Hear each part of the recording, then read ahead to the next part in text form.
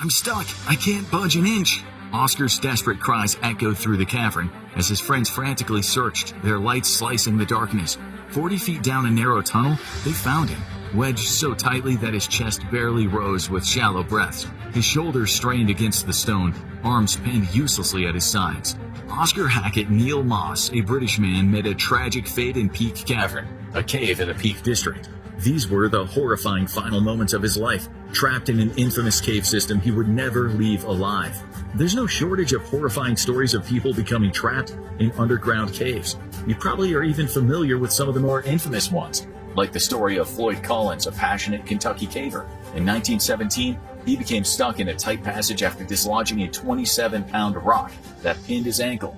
A massive 17-day rescue effort followed, but tragically, Floyd succumbed to hypothermia 3 days before rescuers could reach him. His story remains a haunting reminder of the dangers of caving.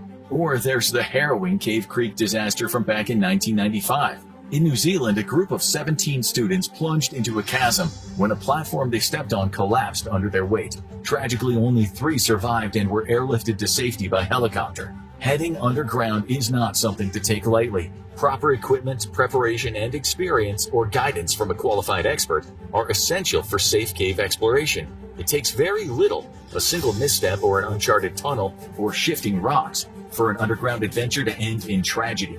Among the many cautionary tales, few illustrate the real dangers of caving as clearly as the story of Oscar Hackett Neil Moss, known simply as the Neil Moss Incident. This year was 1959. Oscar Hackett Neil Moss, known to his close friends and family as just Neil, was an undergraduate studying philosophy at Balliol College in Oxford. Even at only 20 years old, Neil was an enthusiastic sportsman, in stark contrast with his father, who was a cotton executive. But Neil's love of sport and excitement grew into an eagerness for exploration.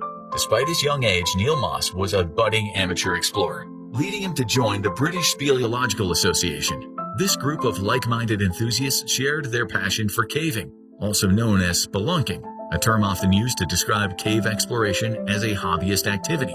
Neil's membership with the British Speleological Association wouldn't just introduce him to similar like-minded explorers, it also put him on the inevitable path toward Peak Cavern, a famous cave system within the Peak District.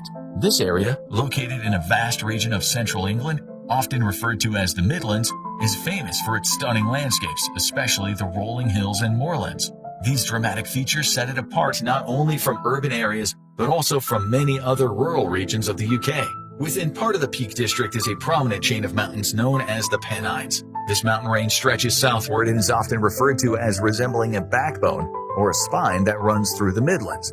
At the southern end of the Pennines is Peak Cavern, renowned for its natural beauty. It also boasts a history of human habitation that spans several centuries. In early 1959, members of the spelunking group Neil Moss belonged to learned about an intriguing discovery recently made within Peak Cavern itself. Several members of the British Speleological Association learned of an exciting discovery within Peak Cavern, a chamber filled with stalagmites, aptly named Stalagmite Chamber. This previously unexplored part of the cave system could be accessed through an entrance overlooking the village of Castleton in Derbyshire, England. 8 members of the association decided to plan an expedition and witness this exciting new discovery for themselves. Just 2 weeks after the discovery of Stalagmite Chamber on March 22, 1959, the group of amateur cavers arrived, eager to explore the newly found section of Peak Cavern. Among them was Neil Moss, filled with excitement for the journey ahead. But unknown to Neil and his friends, this fateful descent into the famous Derbyshire Cave would tragically become his final adventure. All 8 members of the group were experienced potholers, a more colloquial British term for spelunking. Backed by the sponsorship of the British Speleological Association, the group embarked on their exploration of the newly discovered underground passage, aiming to reach Stalagmite Chamber. Entering Peak Cavern, Neil Moss and his small party of fellow cavers ventured into the extensive labyrinth of passages that lie beyond the show cave, the area of Peak Cavern able to be viewed and explored safely. The group were set on descending into the large, newly discovered chamber that sat nearly a mile from daylight. Their journey began with a series of challenging scrambles, requiring them to wriggle their way through a narrow, mud-floored tunnel. This tight passage was the only route leading to the more open and expansive chamber. In some sections, the ceiling was a mere 10 inches above their heads, forcing a claustrophobic crawl. Progressing just inches at a time, The amateur cavers took nearly 2 hours to navigate approximately 600